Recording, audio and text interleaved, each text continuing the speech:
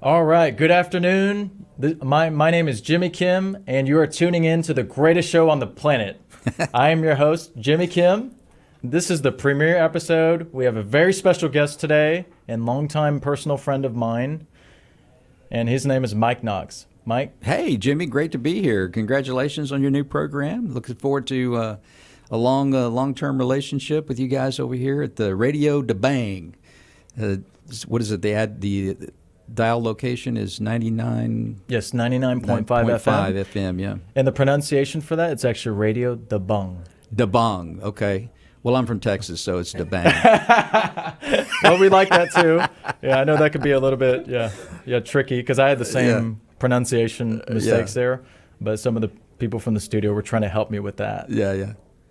Okay, so let's have a good time. Sure, yeah. Let's go ahead and get started. So, Mike Knox, for all the listeners here, if you would please tell your life story. So, a bio about yourself. I know you've done way an back incredible in amount in your life. 1958. Yeah, I was born in a small little child in Houston, Texas, 1958, right here in Methodist Hospital. I grew up here in the city of Houston and went to Westbury High School for a while until I got to thinking that, you know what, I knew the answers to questions that had yet to be asked, and so I left the high school and as a junior, took a GED and went in the military.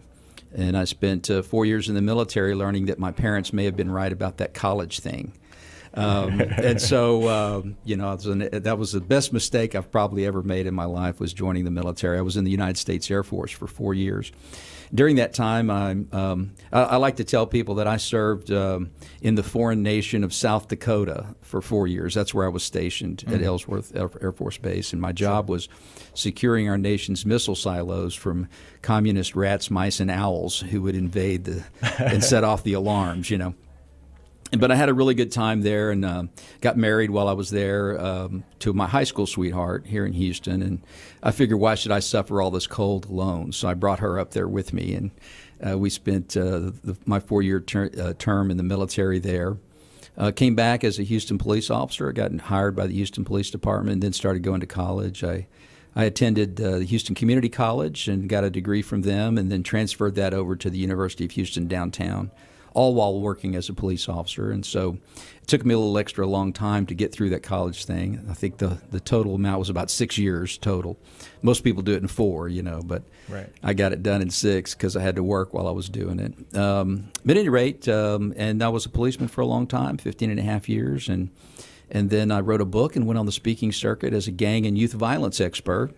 And then did that for about 20 years and then came back. I was always living here, but decided to work less and charge more, and that gave me more time to hang around the house and argue with the television about what was going on at city council. And my wife finally decided that, in fact, she told me, she says, Mike, you tell people all the time that if you don't have a solution to a problem, you should just keep your mouth shut. If you do think you have a problem, a solution to a problem, then it's up to you to step up and try to get that done. So basically, put up or shut up is what she was telling me. So because I was arguing about what's going on at City Hall and this and that, so I decided to run for office and I got elected. I'm in my second term now as a city council member for the city of Houston, and it's my second and last term, by the way. Looking back, though, I think she just wanted me to shut up the whole time. That's all she wanted me to do was just shut up. But here we are, and I'm having a good time. I spend my days trying to help people with their problems, trying to help the city navigate through some very torrential waters, if you will, literally and figuratively, with the hurricanes and all that. I've been blessed to be on council during the Super Bowl and the World Series and a lot of things that don't happen very, very often. So I feel very blessed to have been here, part of the city during this particular time. So that's my life story in a nutshell. I'm also a father and a grandfather, and my grandkids mean a lot to me. And so I spend as much time as I can. My grandson was up in the office not too long ago as council member for the day. He got to be a council member for the day. So you haven't lived till you've had a meeting run by a 7-year-old. And we actually did that. We had a couple of little light meetings, internal meetings. We had a staff meeting, some other things that he ran was it was interesting. Very nice. Yeah. Very fun. Anytime we can get the young I think people. he did a better job than I did, actually. We have some big shoes to fill, Mike, for him to be able to do that. But anytime we can get young people and adolescents involved in the civic process, I think that's always a great thing that we need to encourage more in society right now. And I personally want to thank you for your commitment and dedication in public service as a politician in the military and in law enforcement. I rarely come across people that have served in those three different arenas of life, which each in their own regard are very difficult. But you've been able to seamlessly transfer from one. Well, you know, what's interesting is I've never really worked for money. You know, none of those jobs are, you know, what you'd call make you a ton of cash. You know, in the military, certainly not, especially as an enlisted person. In law enforcement, you know, you get paid pretty well, but it's not going to make you rich. And of course, being a politician, everybody thinks, you know, that's going to make you rich. Well, I'm not doing it right, evidently, because I'm not any richer now than when I began.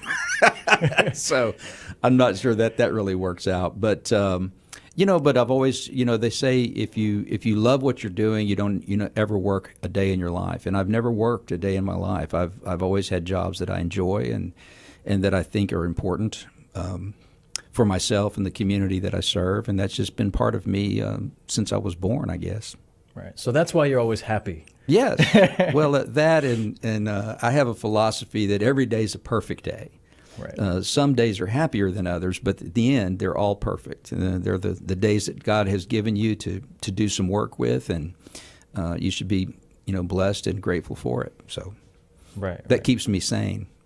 Yes, totally agree. Yeah, attitude, we can totally change the trajectory of our day or weeks, months, or years by simply changing our attitude. Yeah, it's totally a choice. Every morning you have to get up and you have to decide today is going to be a good day. And if you don't, then you let little things get to eating on you, and pretty soon you're a miserable human being. And, you know, I don't always agree with everybody. Occasionally I get angry at stuff, but at the end of the day, I always remember that, hey, this was a perfect day. This is the day I had, and it is what it is, and I have to be thankful for it. So, and then I get up the next morning and look myself in the mirror and say, today's going to be a good day.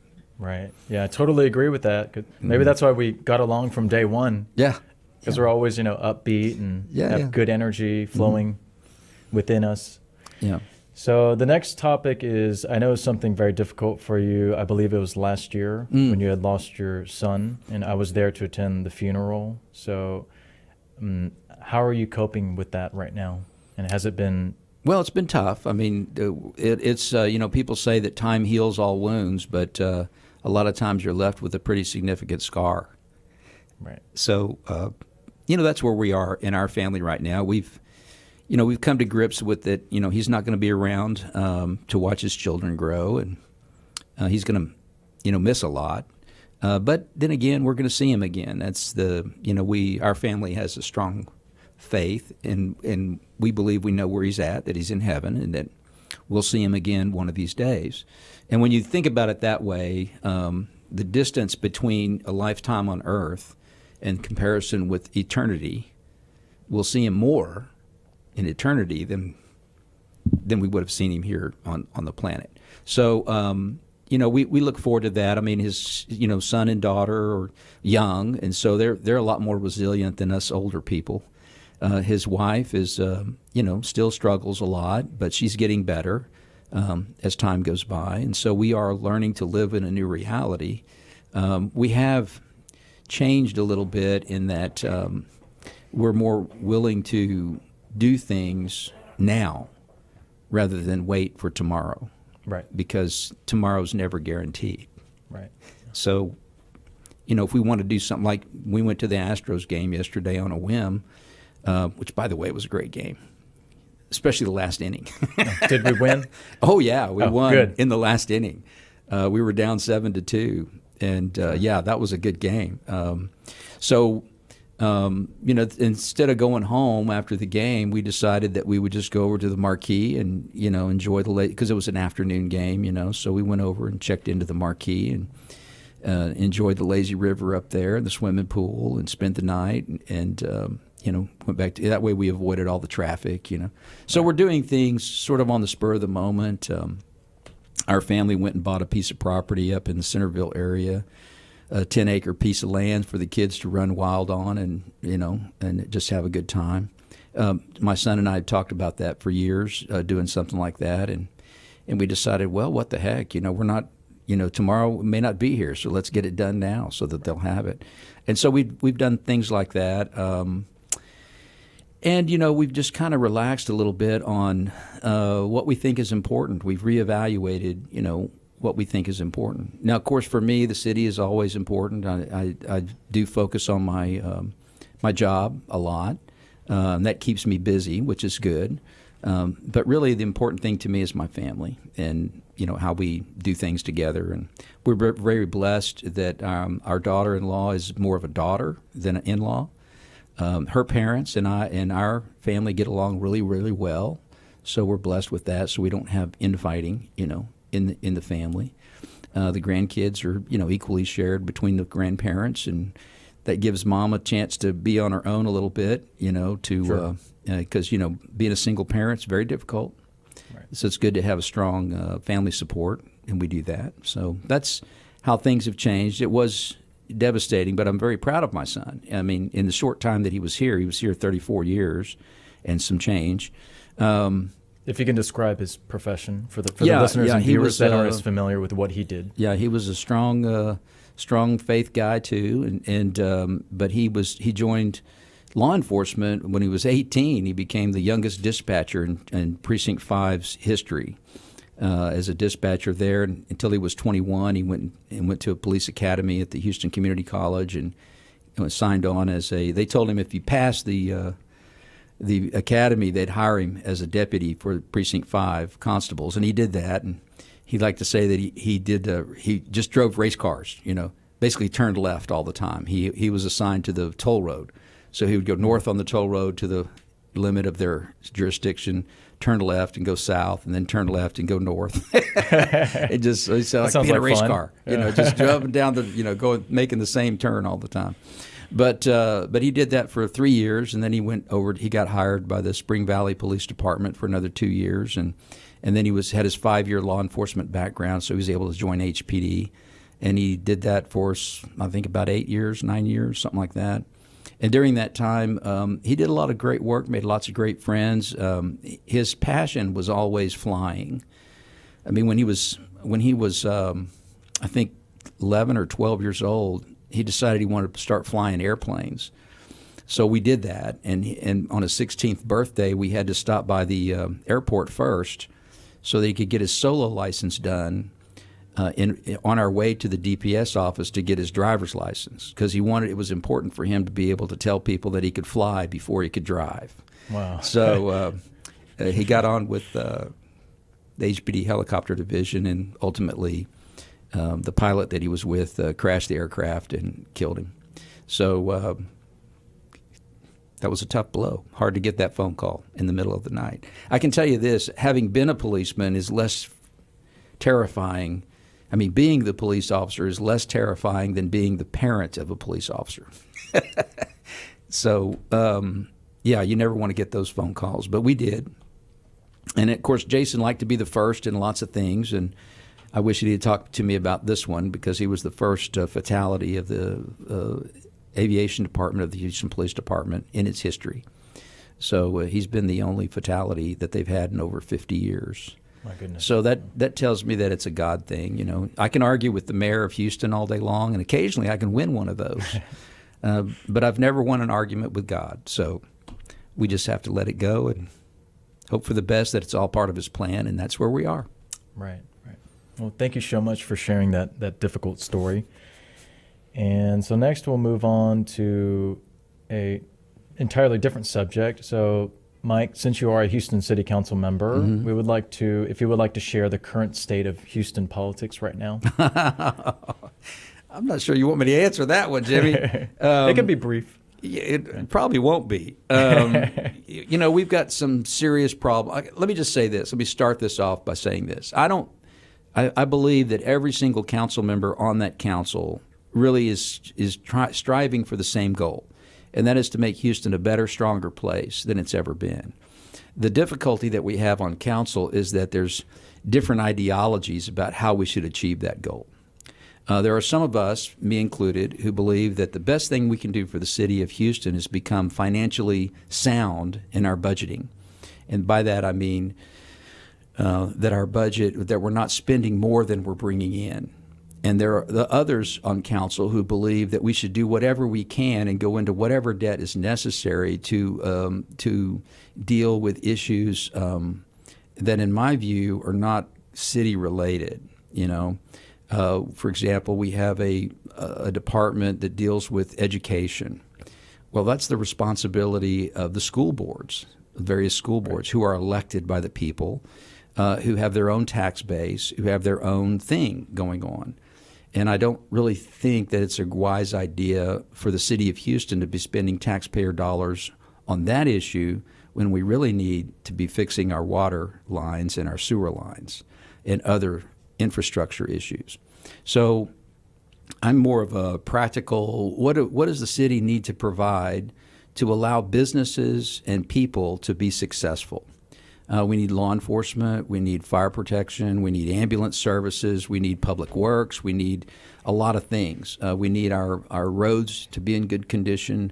We need infrastructure to be up to par. We need to stop paying all this money to the federal government for because our sewer lines keep overflowing in wet weather.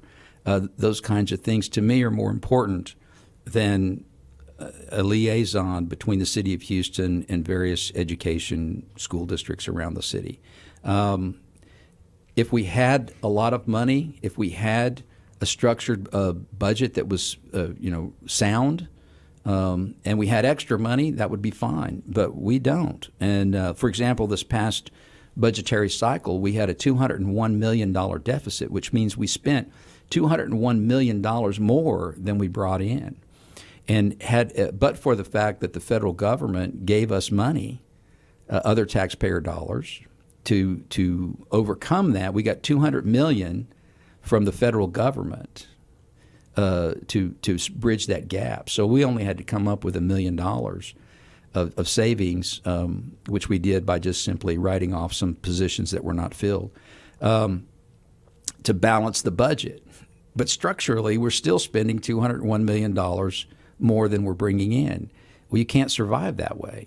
You've got to be able to restructure your budget in a way that's going to allow you to, well, one of the things we do is we project what we think we're going to make, and we budget based on that projection. Well, if you make that projection, that's great. But if you don't, then you're short.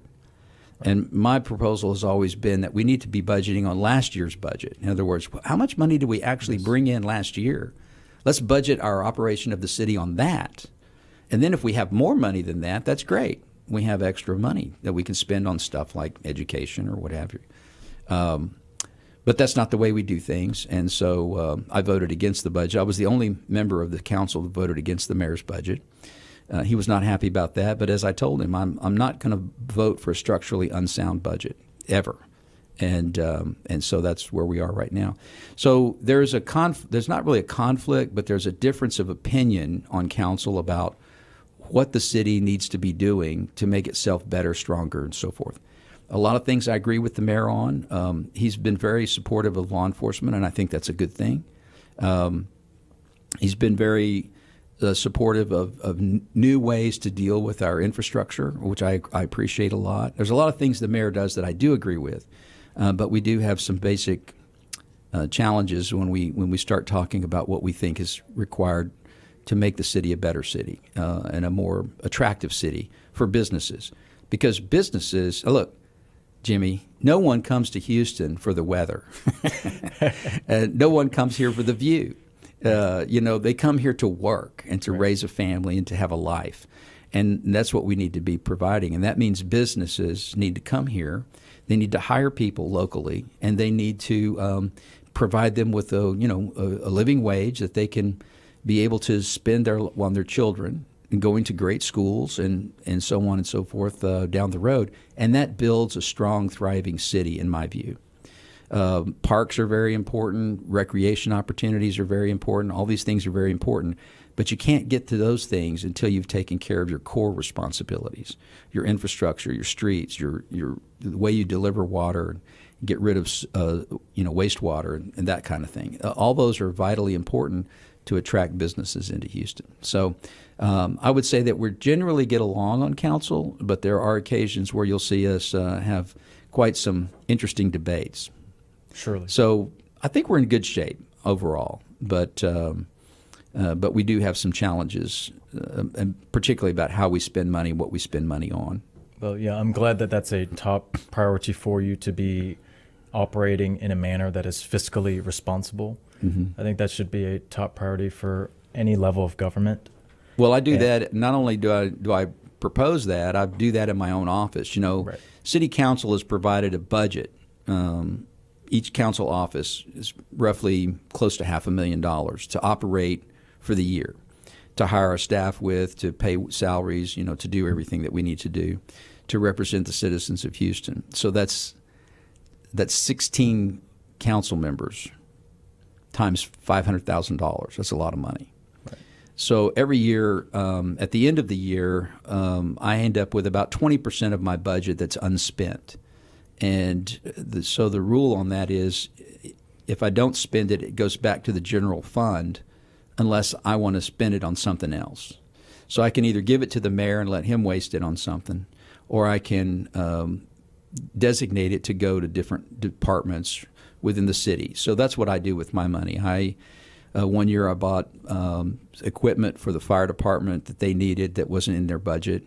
They were called emergency locator devices. That were spread out through all of the fire stations, and so now they can, in the case of a really bad fire, they can set these things up so that in the event of an emergency, they can find their way out of a building. So that was good, and I've, bought stuff for the mounted patrol and the canines, and basically any department that serves the entire city.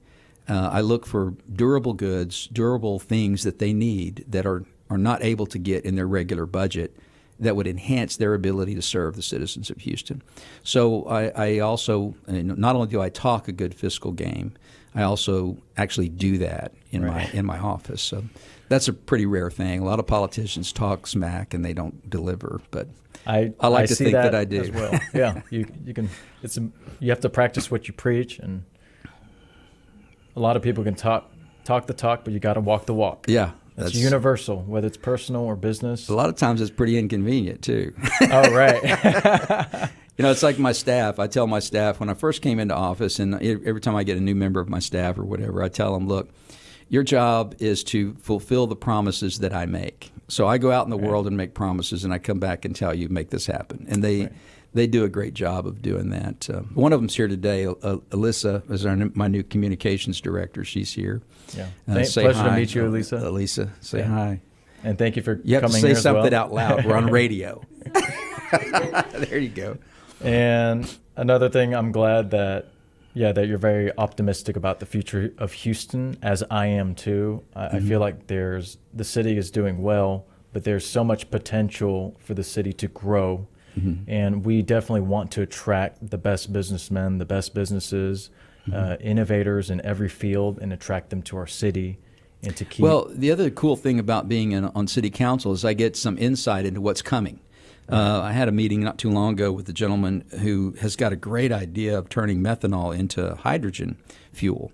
Hydrogen's difficult because it's basically a bomb. It's explosive. And so it's hard to transport. There's been some discussion about moving cars to hydrogen-based fuel. But the problem has always been when you load your car up full of hydrogen, and you get hit in a wreck or something, it may just blow up on you. Right. And that's not a good thing. So we don't want little hydrogen bombs traveling all over our streets, right? So this company has come up with a way to create methanol, which is about the same risk as gasoline. It's about the same risk to transport it or to keep it or whatever as gasoline. But you can, do a conversion kit on your engine and translate that methanol into hydrogen at the point of use. So when it goes into the engine, it goes in as hydrogen, and then the end product of burning hydrogen is H2O, water.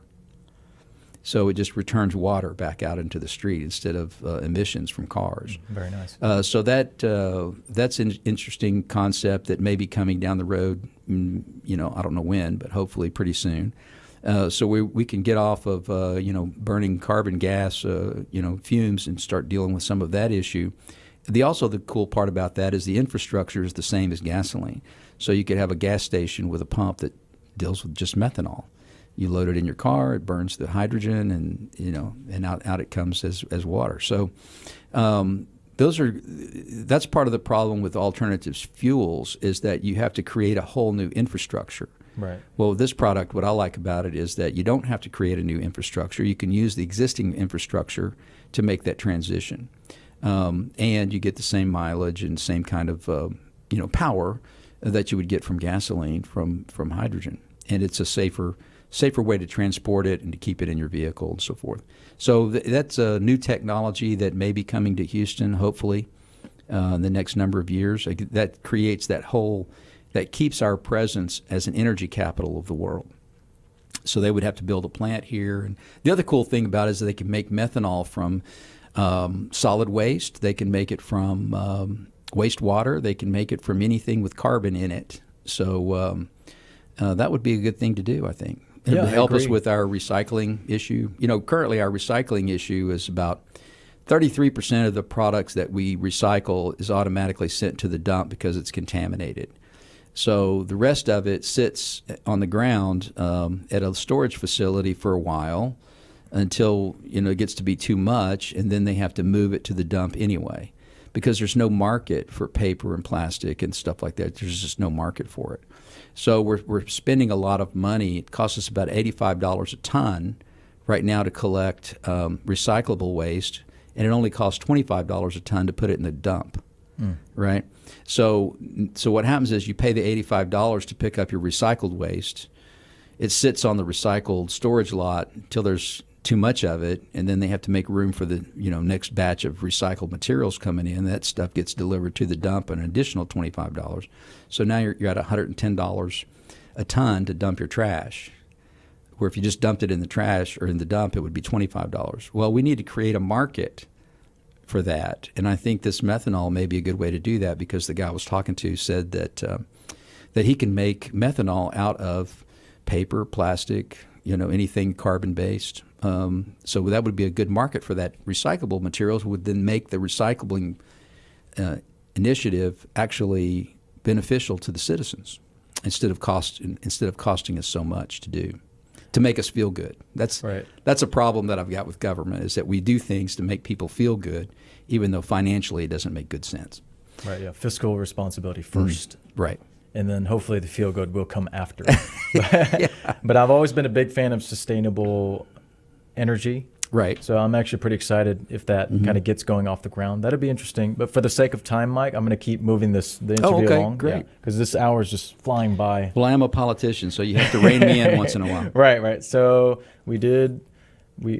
we want your thoughts about, so we'll start with Texas politics and then the U.S. political situation right now. Here Since we go. you are a politician, I have to ask these questions to you.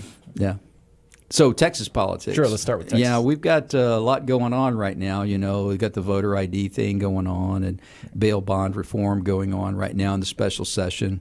I think both of those are important. There's a group of people who claim that the voter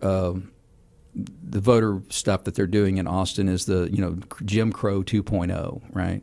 That's completely wrong. The fact of the matter is we don't want people who are not permitted to vote voting, and we do want people who can vote to vote. We also want to make sure that that everybody's vote counts. And here's the problem. I'm going to get in trouble over this because for some reason nobody's willing, and the media is willing to actually agree that there has been voter fraud in past elections. And it doesn't. The big statement is, well, there's not enough to matter. Well, how much voter fraud is permissible? If it's a little bit, it's too much. If it's one, it's too much. So what we have to do in order to protect the validity of the vote, we have to make sure that no voter fraud occurs at all. And that way we can all have confidence that our vote counts. And so that's an important issue, and I think that's the struggle right now that we're having in Texas, is that there's a lot of people on the other side of that issue who would like to see everybody that's present, during the election process to be able to vote. But that's not what our Constitution, that's not what our state Constitution, nor is it what our federal Constitution allows. You have to be a citizen of the United States to vote. You can't be a felon and vote. There's things going on there's a reason why that stuff exists, so that we protect the interest of the citizens of the city of Houston, or the city of Houston, the state of Texas, and the United States.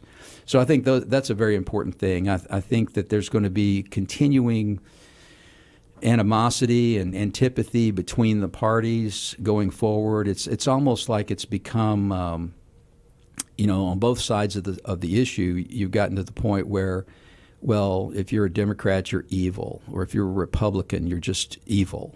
You're a conspirator, or you're some kind of QAnon person or whatever. And the fact of the matter is, there are those people in both parties, and there's a reasonable group of us in the middle who want to do the right thing for the right reason. They want to follow the Constitution of the state of Texas. They want to follow the Constitution of the United States, and they just want our elections to be free and open as we can possibly make it, but at the same time ensuring that everyone's vote is legitimate, and then therefore that vote counts, and that our confidence in our elections can be secured in that knowledge that we're doing everything we can to make sure that everyone votes count as they would like it to count. So, because the problem with voter fraud is, I vote one way, and three other people who aren't really living anymore, they're voting still. They counter my vote, so my vote gets erased. That's voter suppression. Right. And there has been a number of actual people prosecuted over doing things like that, or voting in the wrong area. They're not from Texas even voting. So there's one case I know particularly where a lady who used to live in Houston but moved to Louisiana, and she voted in the last Texas election. Well, you can't do that. You have to live in the county where you have to vote in the county where you live. You can't just vote anywhere you want. So there's a lot of that, not a lot of that, but there's some of it going on, and any of it is too much, and we need to make sure that happens. I think the state's doing a good job of that. On the national level, again, we have this conflict on, what does it mean to be an American? We've got the crew up, what they call themselves, the Olhan and Ocasio-Cortez, and the crew. They call themselves the crew up there. I'm not sure that they've ever read the Constitution, or they understand what it really means to be an American. And so, this discussion about how bad America is has got to stop. We are the best country in the world. We are the country that everyone strives to be. If we were so bad, why do so many people want to be here? They come here legally, and many of them come here illegally because they see America as the shining light on the hill. And we have to be proud of that we've created a government and a society that's free and open, that people can have differences of opinion supposedly without being chastised about it. Oh, this is getting more difficult nowadays. The fact of the matter is, America is the best place to be on the planet, and that's why so many people want to be here. But we have a group of people in Congress and others who believe that this country was founded by a bunch of racists and a bunch of slave owners and all of that. That may well have been, but you can't judge today based on the past, or you can't judge the past based on today's knowledge and experience. We've made incredible progress in this country, creating. The goal is never going to be reached. We're always striving to achieve the goal. In the meantime, we should celebrate our successes and come together as a group of people instead of separating out from one another along ethnic lines or along political lines or whatever. At the end of the day, we're all Americans, and we believe that, or at least I hope, we believe in free enterprise. We believe in the freedom of expression. We believe that, you have the right to be secure in your person and your property from unreasonable search and seizure. You have the freedom of speech to be able to say what's on your mind without fear of repercussion or punishment. That's becoming increasingly difficult to do. So on a national level, we've really got to come to grips with what we all want to be as Americans, and it's disturbing to me in many ways. But but I'm doing my part. I'm trying to move forward and keep a positive thought in my head, and I believe that we will come around eventually to realizing that a lot of this stuff is just being presented and hyper accentuated for the purpose of political intrigue or political power.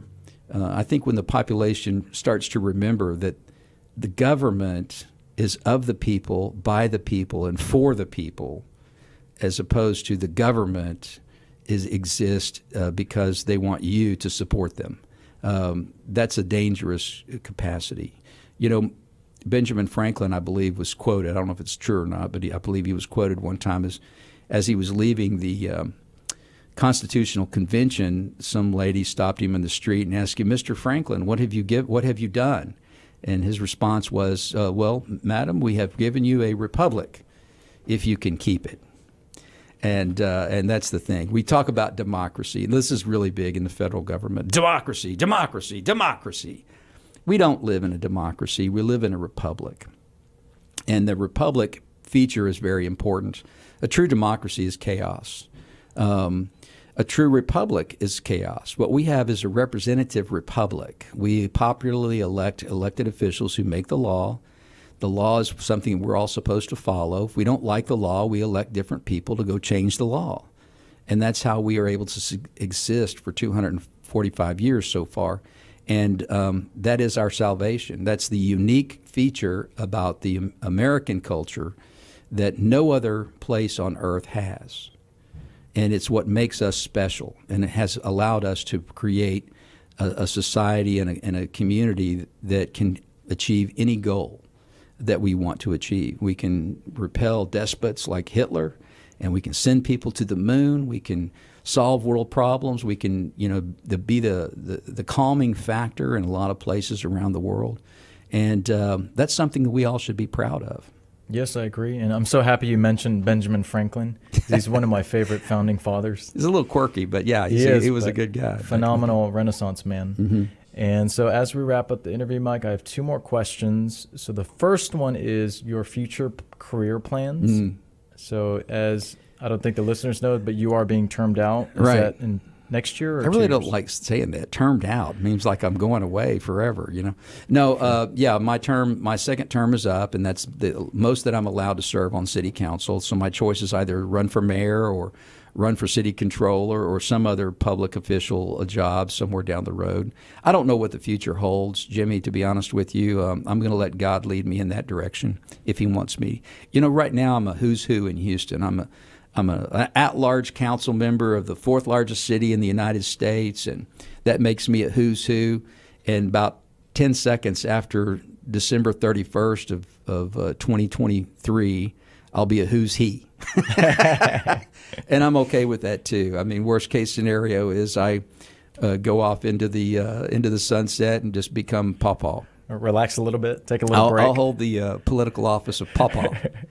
For my grandchildren, so but I'll be looking forward to some kind of comeback. Well, I enjoy doing it. It's been it's in my nature to serve the public, sure. And if I can find a place that somebody wants me to be in, I'll be happy to serve if called upon, and that sort of thing. So we don't know what the future holds, and as you know, 2 years. So it's 2021 now. So 2024 would be my first opportunity to run for something.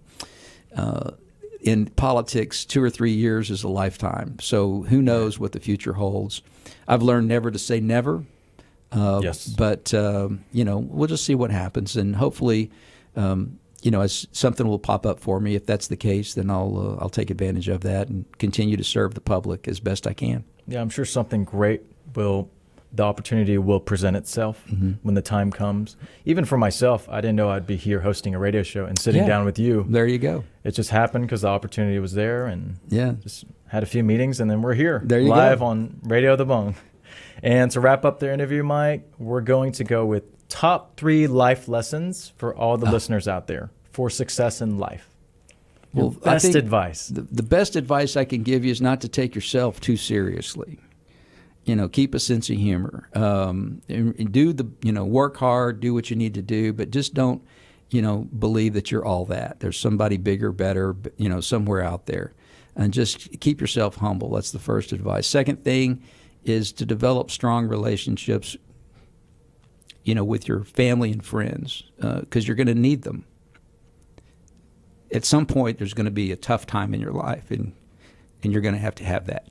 And the third thing, I think probably just have a strong faith in whatever you believe in your faith, and lean heavily on that. There's more to life than what you see here, and you just need to believe that and have faith that there's something else for you when you're not here anymore. And that way it keeps you focused on doing the right thing for the right reasons, and it just blesses your whole lifetime. So I think those are the three things I would recommend to people. And don't worry about money all the time. Money's good, but it's not the end all and be all. It's more important that you're wealthy in relationships, and more importantly that you're wealthy in service to the community that you live in. Well, Mike, once again, I want to thank you for coming here to the radio station and having this interview and giving our listeners such great life wisdom that they can use for the rest of their lives to be successful in whatever they're going to do.